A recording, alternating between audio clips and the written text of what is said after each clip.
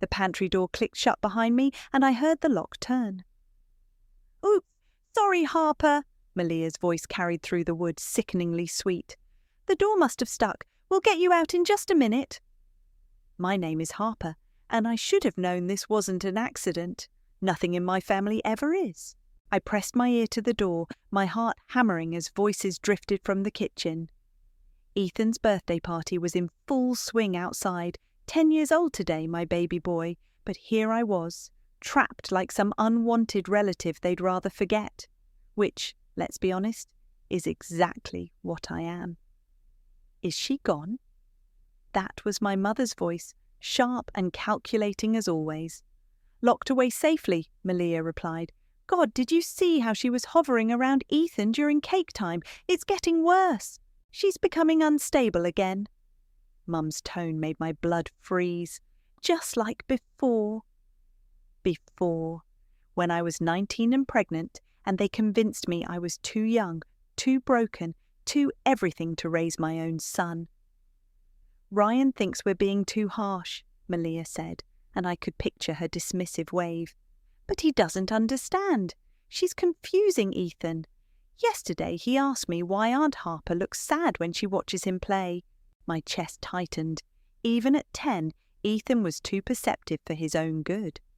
"We need to discuss the long-term solution," Mum said, her voice dropping to that conspiratorial whisper I knew too well. "She can't keep showing up to every birthday, every school play. It's not healthy for anyone." "Especially not for Ethan," Malia agreed.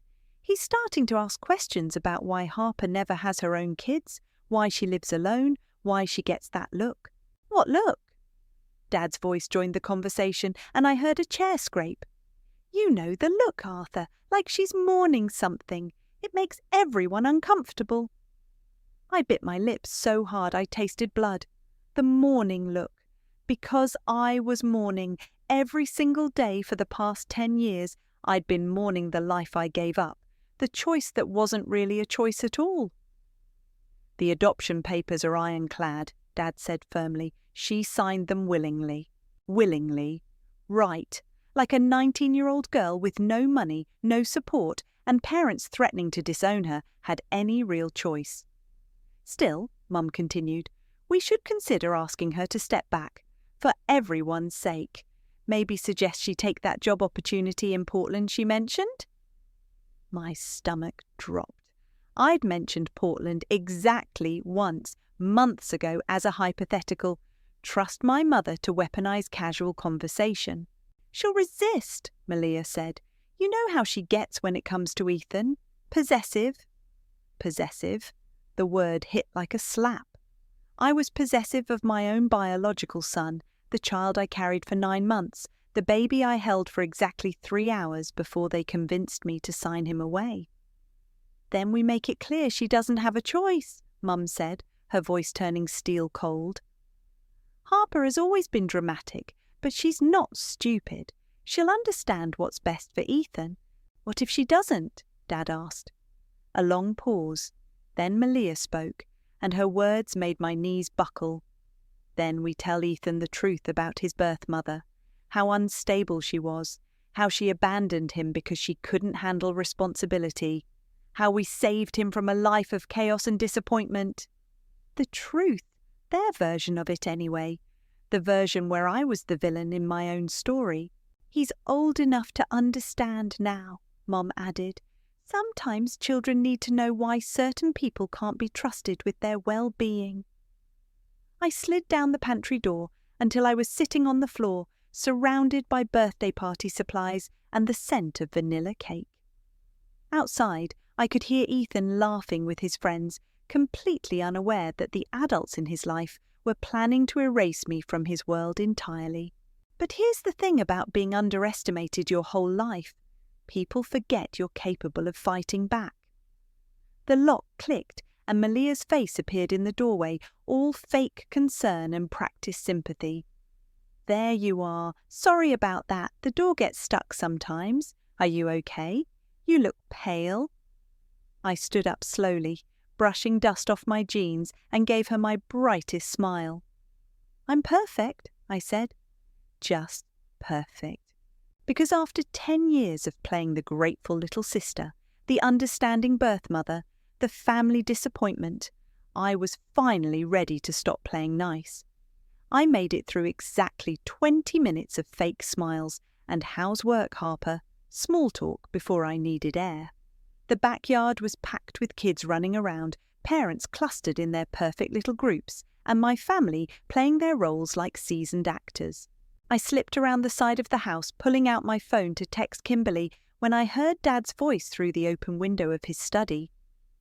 "Come here, Ethan. I want to talk to you about something important." I froze.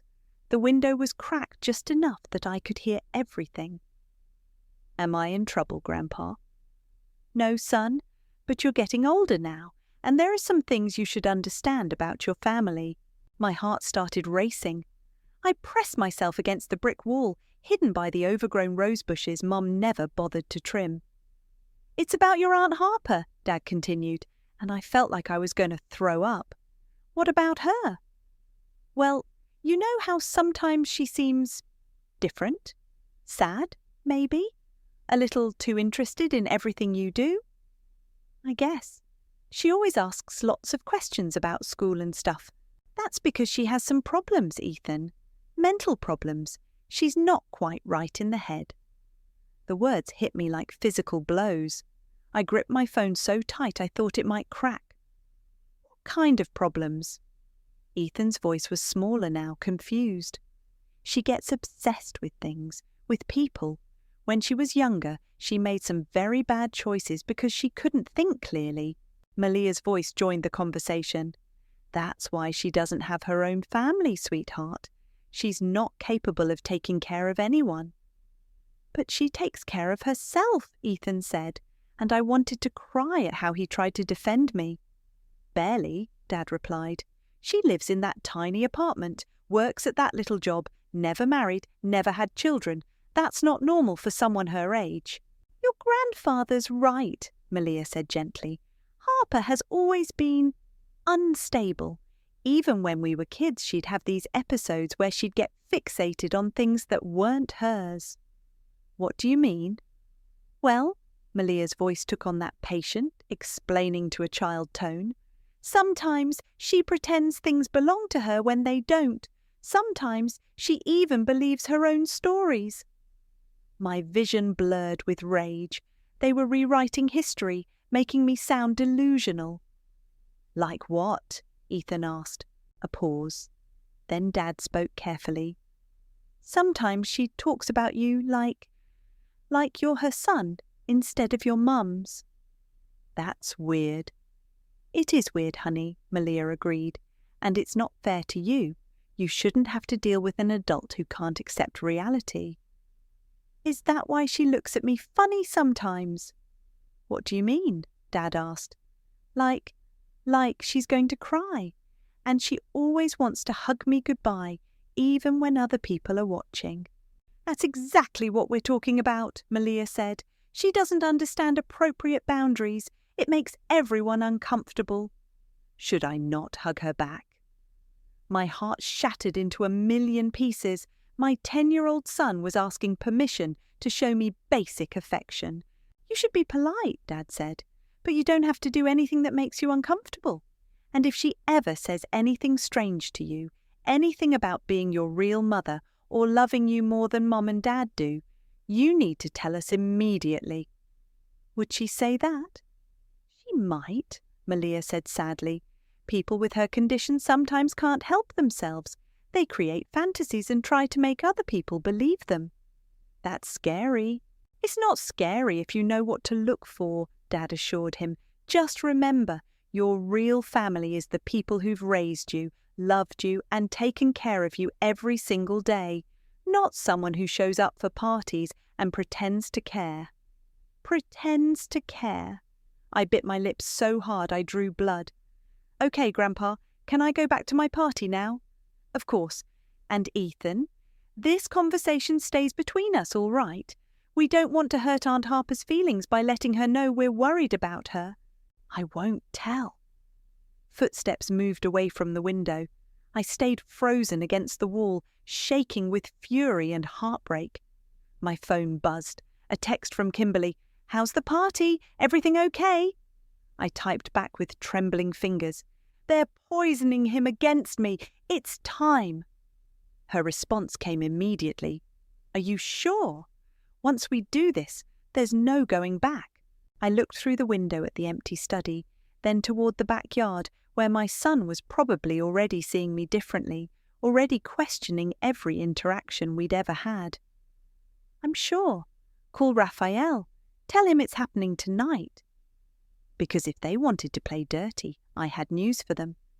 I'd been preparing for this war longer than they knew. I ducked into the guest bathroom and called Kimberly, my hands still shaking. "Harper, what happened?" "They're telling him I'm mentally unstable, that I'm obsessed with him, that I make up stories about being his mother." "Jesus. Okay, breathe. Are you recording any of this?" "No, Shit, I should have been. Kim, they're going to cut me out completely. I heard them planning it." "Then we move tonight. Raphael's been ready for weeks. Do you still have the original documents?" "In my car, hidden in the spare tire compartment like you said." "Good. Can you get through the rest of the party without losing it?" I stared at myself in the mirror. My face was blotchy, my eyes red. "I don't know. You have to. We need them relaxed, unsuspecting. Can you do that?" Yeah, I can do that." "I'm calling Raphael now. He'll be there within the hour." I splashed cold water on my face and headed back outside. The party was winding down. Some families had already left, and the remaining kids were running around in that sugar crash way that meant parents would start gathering their things soon. Ethan was by the swing set with 2 friends, but when he saw me approaching, he went quiet. The change was subtle but devastating. Yesterday, he would have run over to tell me about his presence. Today, he just watched me with careful eyes. "Having fun, birthday boy?" I asked, forcing my voice to stay light. "Yeah." He didn't move from where he stood. "Your cake was amazing. Did you make a good wish?" He shrugged. "I guess." One of his friends tugged on his sleeve. "Come on, Ethan, let's go see if there's more cake." They ran off without another word. I stood there watching my son avoid me, and it took everything I had not to scream. "Harper, there you are." Mum appeared beside me, her smile sharp as glass. "We need to talk." "About what?" "Your future. Come inside." She didn't wait for an answer, just turned and walked toward the house. I followed, my pulse hammering. The kitchen was empty now, except for Dad loading the dishwasher and Malia wrapping leftover cake. "Sit down, honey," Mum said, gesturing to the breakfast nook. "I'm fine standing." "Sit down." I sat. Mum took the chair across from me, her hands folded like she was conducting a business meeting. "We've been talking, and we think it's time for you to make some changes." "What kind of changes?" "You mentioned that job opportunity in Portland," Malia said, without looking up from the cake. "We think you should take it." "I mentioned it once, months ago, and I said I wasn't interested." "Well, maybe you should reconsider," Dad said, closing the dishwasher with more force than necessary. "Fresh start, new city. It could be good for you." "Good for me or good for you?" Mum's smile tightened. "Don't be dramatic, Harper. We're thinking about what's best for everyone." "Everyone meaning Ethan?" "Yes, meaning Ethan." Malia finally turned around, her face flushed. "He's starting to notice things, Harper. The way you look at him, the way you hover. It's confusing for a child." "I'm his aunt. I'm supposed to care about him."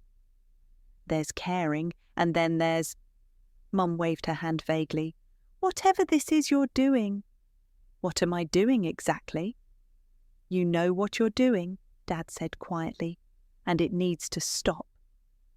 I looked around the kitchen, at these people who'd raised me, who'd convinced me to give up my son, who were now trying to erase me from his life entirely. What if I say no? The silence stretched long enough that I could hear kids laughing outside. "Then we'll have to consider other options," Mum said finally. "Such as?" Such as limiting your contact with Ethan, Malia said, for his own good. You can't do that.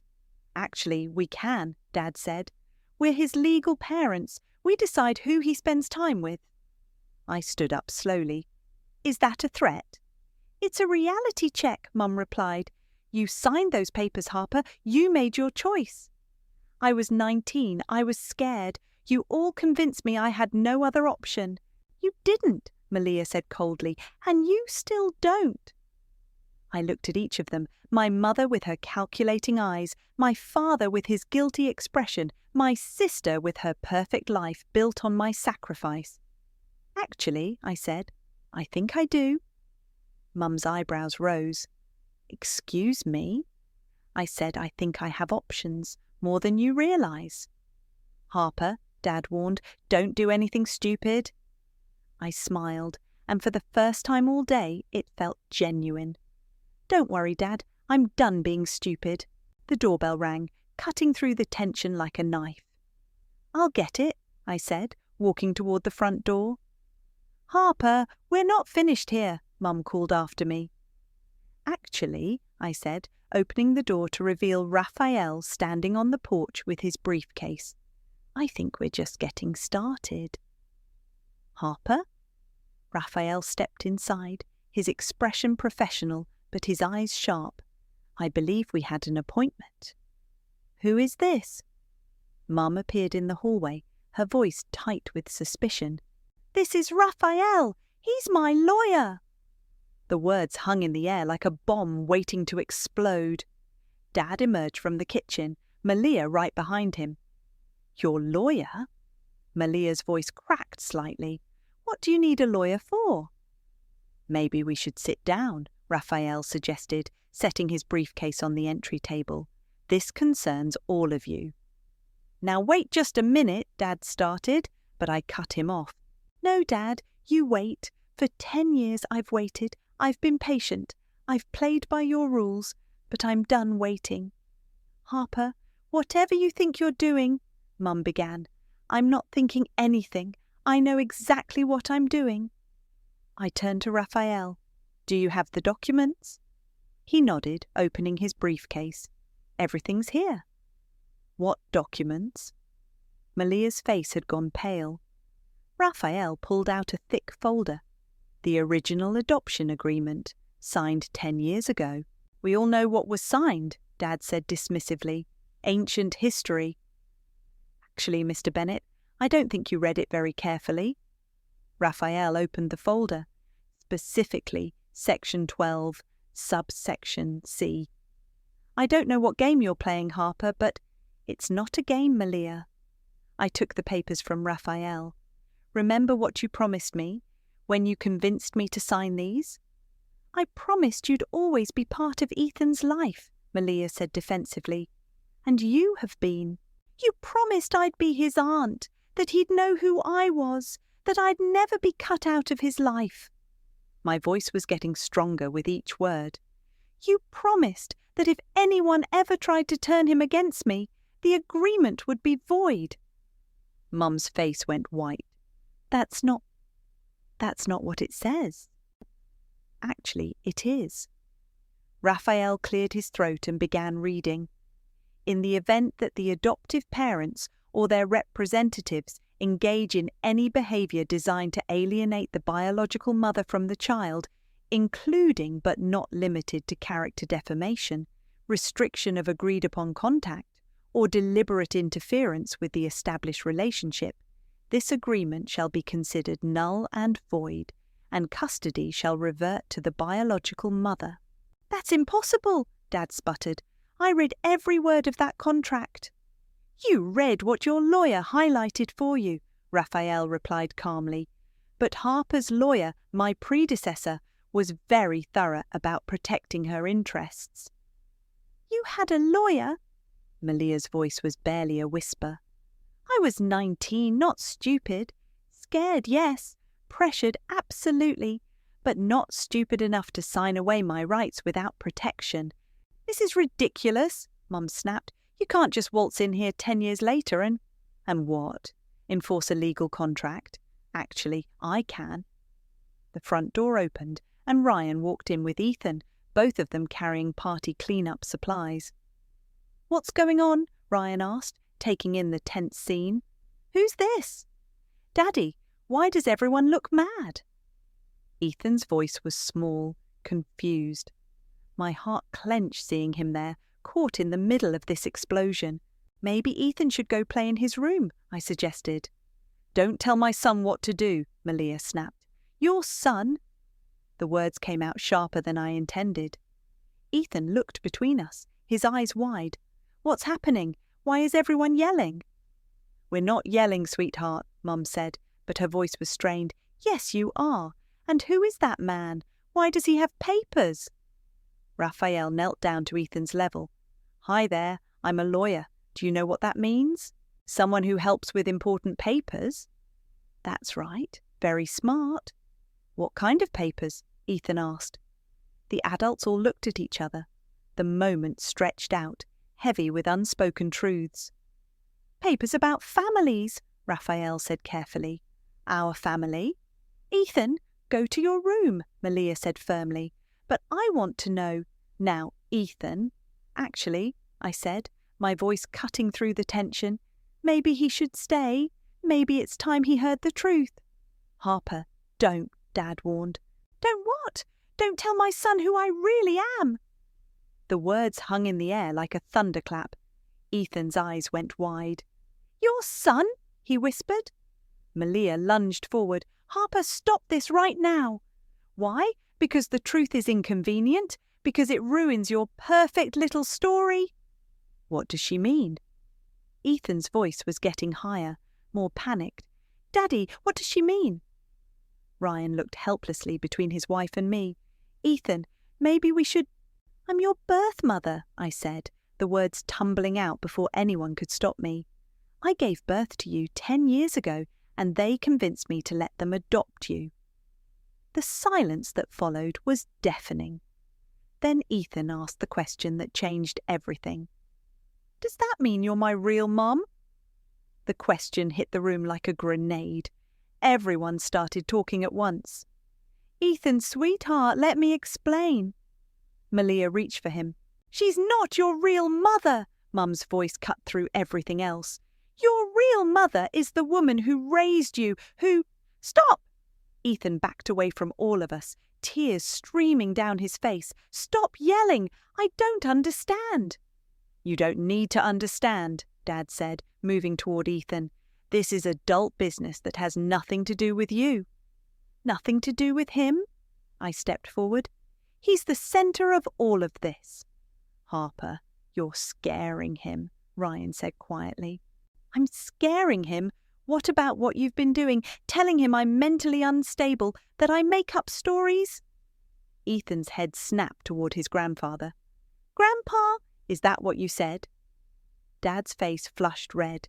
"Son, we were just trying to protect you." "From what? From me?" I knelt down to Ethan's level. "What did they tell you about me?" "Harper, don't," Malia warned. "What did they tell you?" I repeated, ignoring her. Ethan wiped his nose with his sleeve. They said you have problems, that you get confused about things, that you pretend things that aren't true." "And what do you think? Do I seem confused to you?" He shook his head slowly. "No, you seem sad." The simple honesty of it broke something inside me. "I am sad, Ethan. I've been sad for 10 years. Because you gave me away. Because I was told I had to. Because I was 19 and scared, and everyone convinced me I couldn't take care of you." "That's enough," Malia exploded. "You're manipulating him. This is exactly why we were worried." "Manipulating him with the truth?" "Your version of the truth. The only version that matters." I stood up, facing my sister. "I carried him for 9 months. I gave birth to him. I held him for 3 hours before you convinced me to sign those papers." "You signed them willingly." "I signed them because you promised I'd always be part of his life, because you swore he'd know who I was, because you said if anyone ever tried to turn him against me, I could take him back." "Take him back?" Ethan's voice was small and terrified. You want to take me away." The question stopped me cold. I looked down at this beautiful, confused little boy who'd been caught in the middle of our war. "I want to be your mother," I said softly, the way I should have been all along. "But I already have a mom," he whispered, looking at Malia. "You can have more than one person who loves you," I said. "No, he can't," Malia was crying now. "You can't just show up and destroy our family." "Your family was built on a lie." "It was built on love," Ryan finally spoke up, his voice shaking. "Whatever happened before, whatever was said or promised, we love that boy. We've raised him. We've been there for every scraped knee, every nightmare, every—" And where was I? Sitting in the audience at his school plays, watching from the sidelines at his birthday parties, pretending to be the cool aunt while dying inside. "That was your choice," Dad shouted. "It was never my choice. You took my choice away." Raphael cleared his throat. "If I may interrupt, there's something else you all should know." Everyone turned to him. "I've been documenting the alienation for months. Phone calls, text messages, witness statements. Mrs. Henry next door has been very helpful." "Violet?" Mum's face went pale. "What does she have to do with this?" She's seen and heard quite a bit over the years, including today's conversation about Harper's mental state. "You've been spying on us," Malia's voice was shrill. "I've been protecting my client's interests and gathering evidence of parental alienation, which is a serious legal matter." "This is insane," Dad muttered. "Completely insane." "What's insane is what you've done to this family," I said. "What you've done to him." I pointed at Ethan, who was standing frozen in the middle of our battlefield. "I want to go to my room," Ethan said quietly.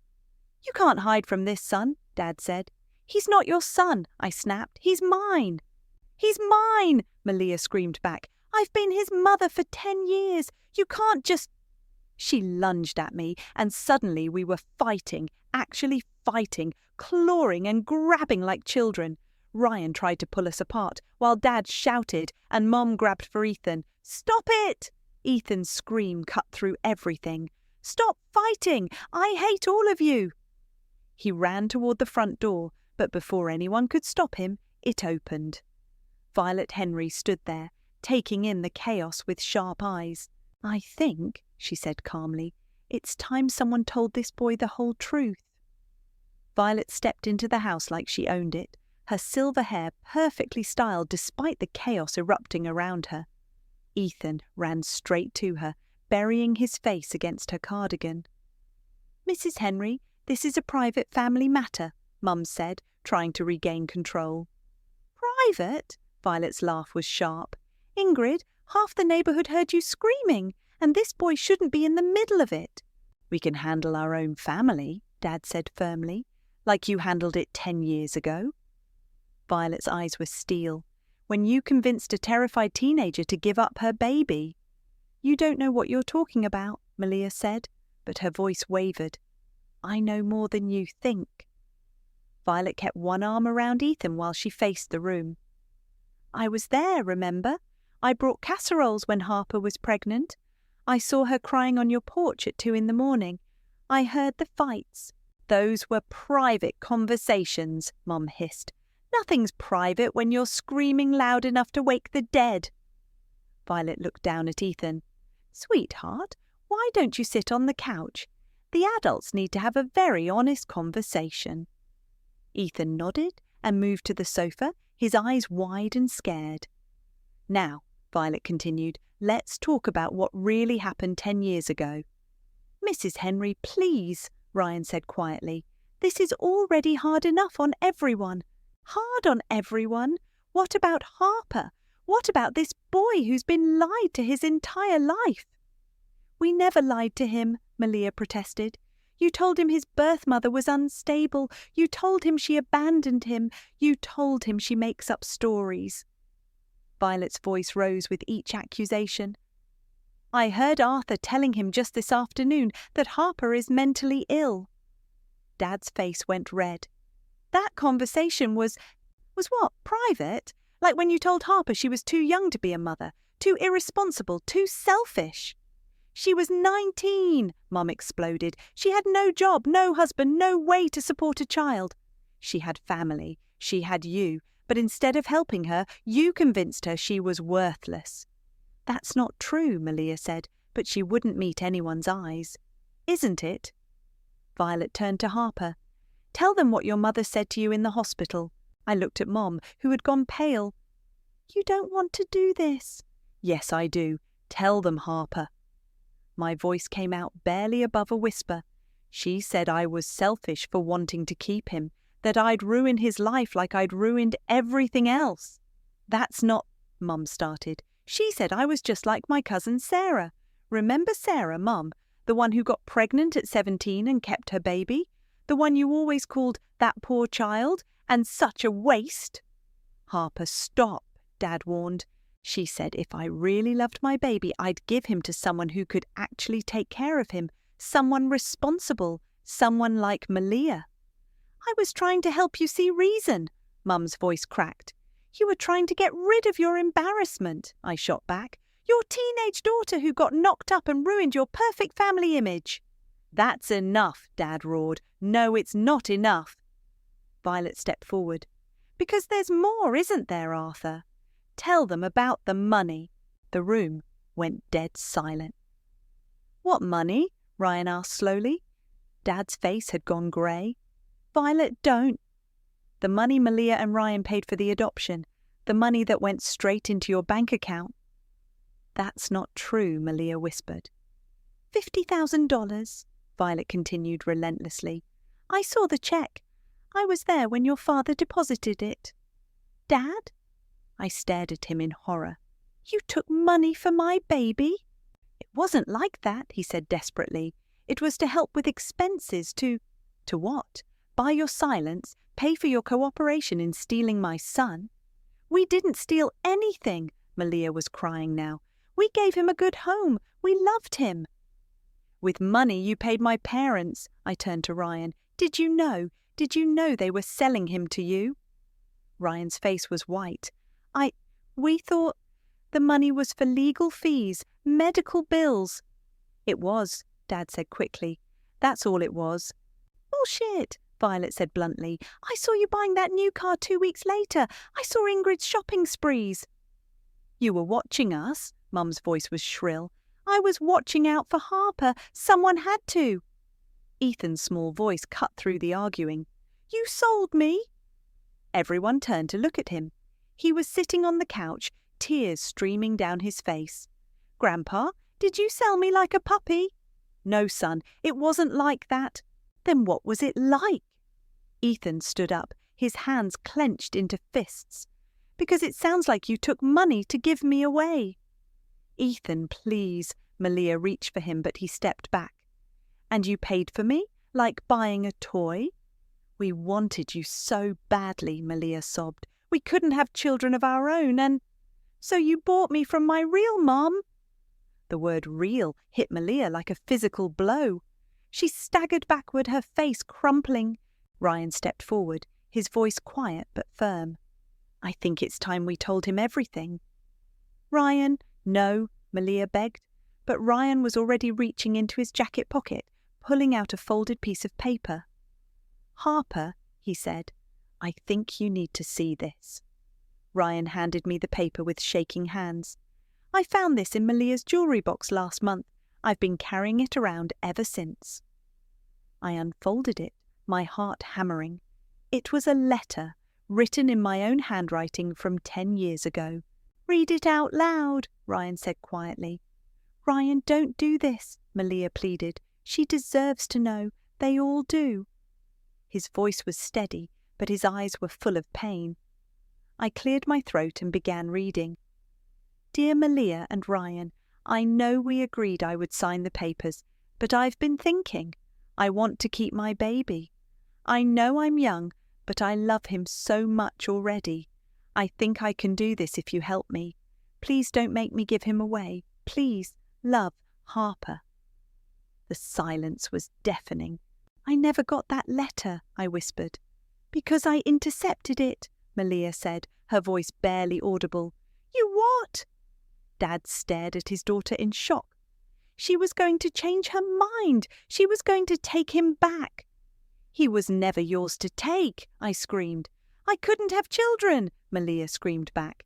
Do you know what that's like? Watching everyone else get pregnant while your body fails you over and over.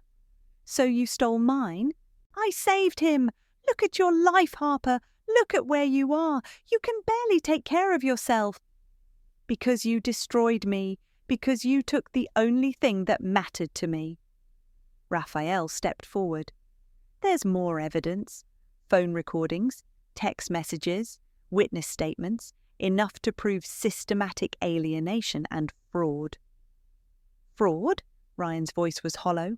D. Intercepting legal correspondence, accepting payment under false pretenses, violating the terms of the adoption agreement.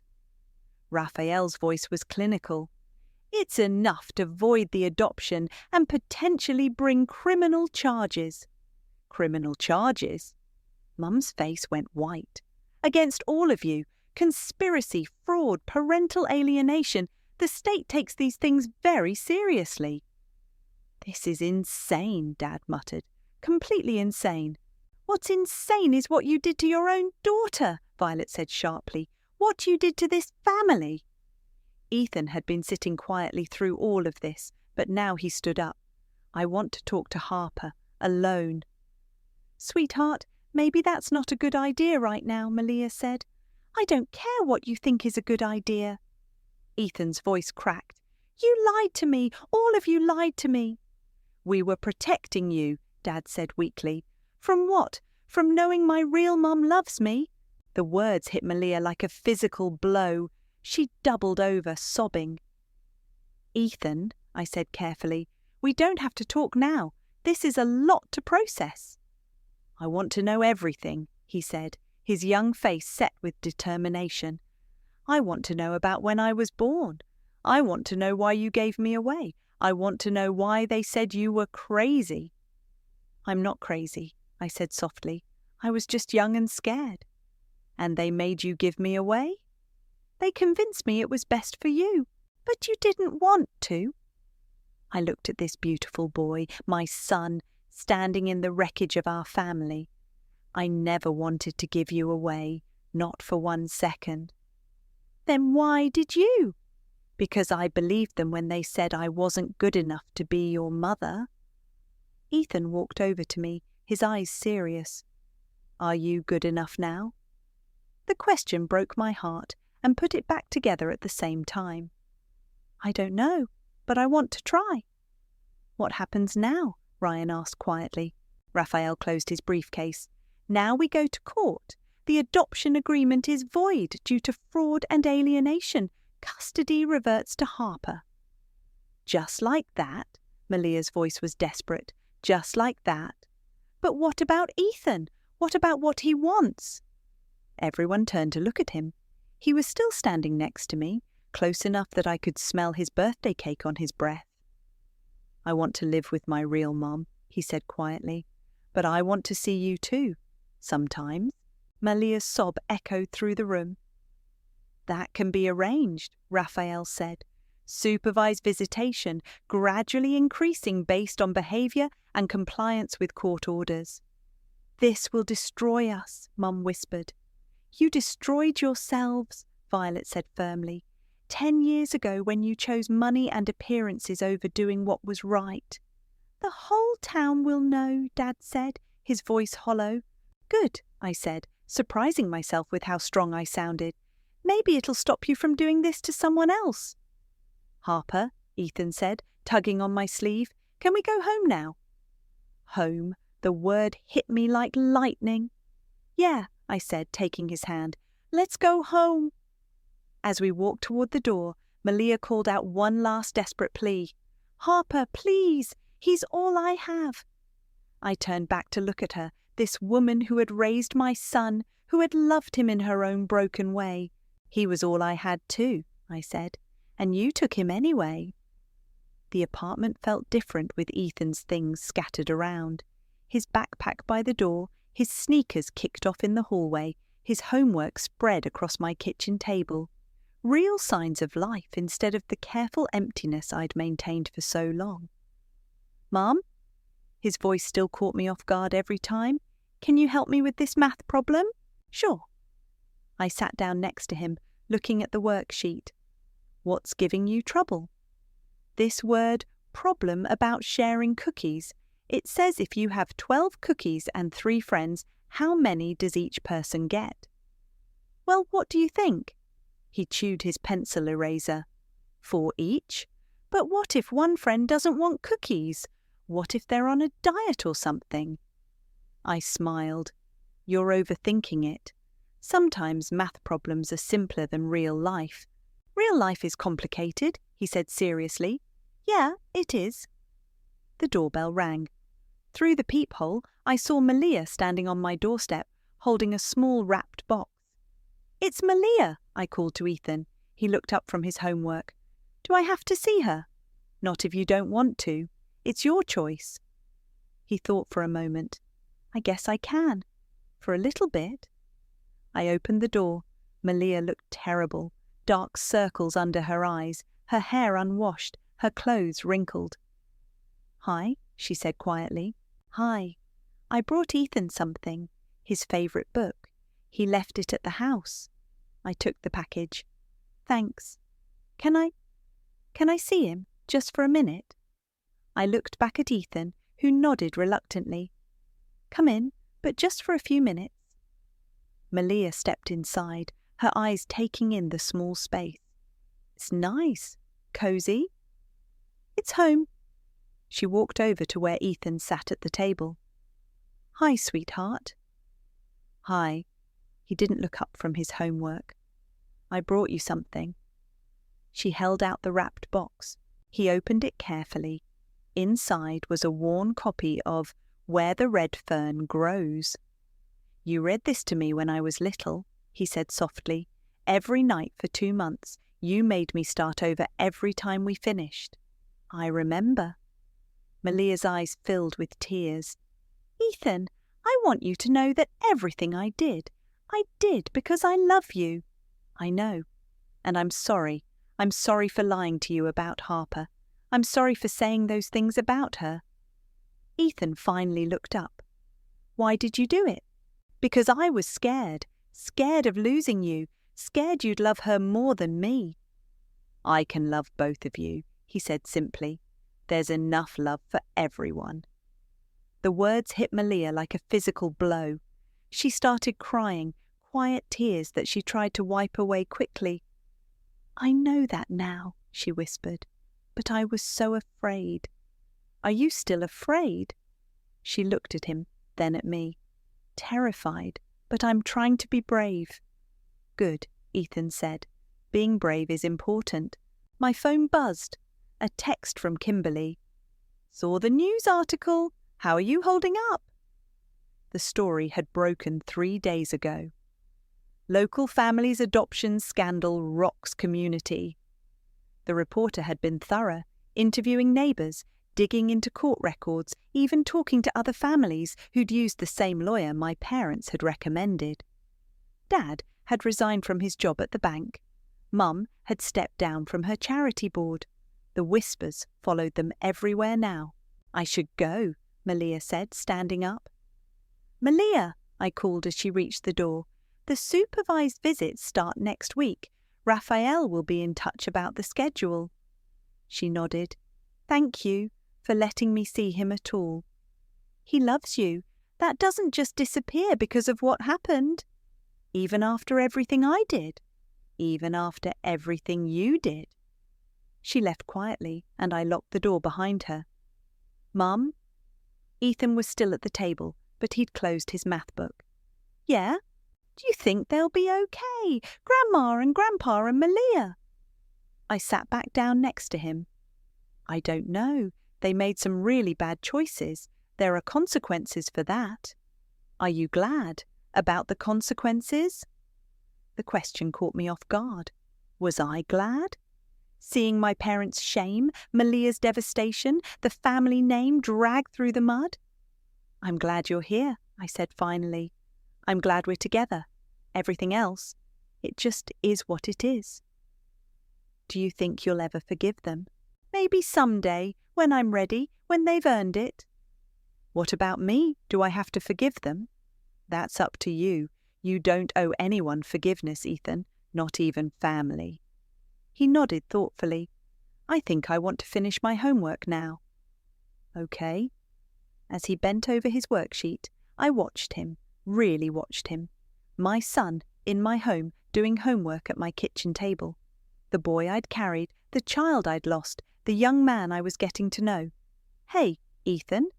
Yeah? I love you. He looked up and smiled, the first real smile I'd seen from him since this all started. I love you too, Mum. And for the first time in 10 years, that felt like enough.